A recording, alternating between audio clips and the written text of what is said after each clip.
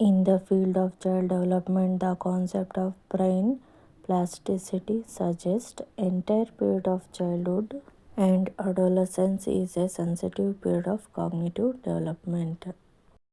Factors related to heredity of an individual and source from environment context interact in complex way to shape development. Heredity ಮತ್ತು environment ಒಂದಕ್ಕೊಂದು ಸಂಬಂಧವಾಗಿದೆ. ಅದು ಕ್ಲಿಷ್ಟಕರ ಅಂದರೆ complex ವೇಯಲ್ಲಿ ಒಂದಕ್ಕೊಂದು ಸಂಬಂಧಪಟ್ಟಿರುವಂತಹ ಎರಡು factor.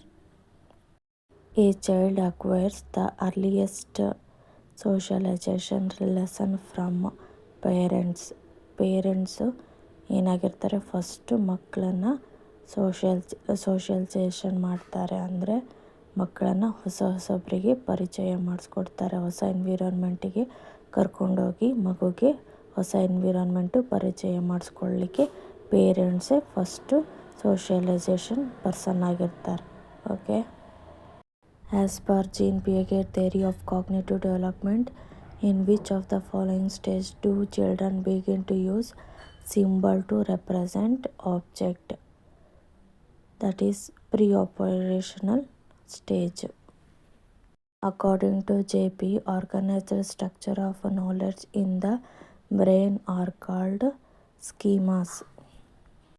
Zone of proximal development concept in learning is discussed by Lev Vygotsky.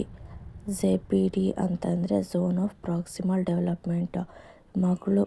ಮಕ್ಕಳು ಏನಾದರೂ ಬೇರೆಯವರಿಂದ ಕಲ್ತ್ಕೊಂಡು ತಾವು ತಮ್ಮ ಸ್ವಂತಿಕೆಯಲ್ಲಿ ಕೊಟ್ಟಿರುವಂಥ ಕೆಲಸ ಮಾಡೋದನ್ನು ZPD ಅಂತ ಕರೀತಾರೆ. ಅಲ್ಲಿ ಬೇರೆಯವರ ಡಿಪೆಂಡೆನ್ಸಿ ಇರುತ್ತೆ. ಮಕ್ಕಳು ಬೇರೆಯವ್ರ ಮೇಲೆ ಡಿಪೆಂಡೆನ್ಸಿಯಾಗಿ ಕೆಲಸನ ಮಾಡ್ತಾ ಇರ್ತಾರೆ. ಅದಕ್ಕೆ ZPD ಅಂತ ಕರೀತಾರೆ.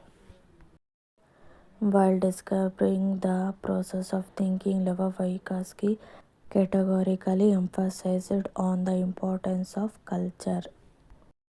Among the following proposed a sequence of development stages to describe moral reasoning among children and adults.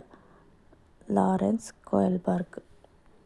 A teacher should provide a range of teaching learning materials and education reasoning in classroom and should encourage students to explore them. Reason: students are capable of constructing knowledge in a conducive classroom environment. Answer is B. A and R are true and R is correct explanation of A. First ಅಸರ್ಷನಲ್ಲಿ teacher ಏನು ಮಾಡ್ತಾರೆ, teaching ಏಡು learning ಮೆಟೀರಿಯಲ್ಸ್ನ ಮಕ್ಕಳಿಗೆ ಕೊಡ್ತಾರೆ.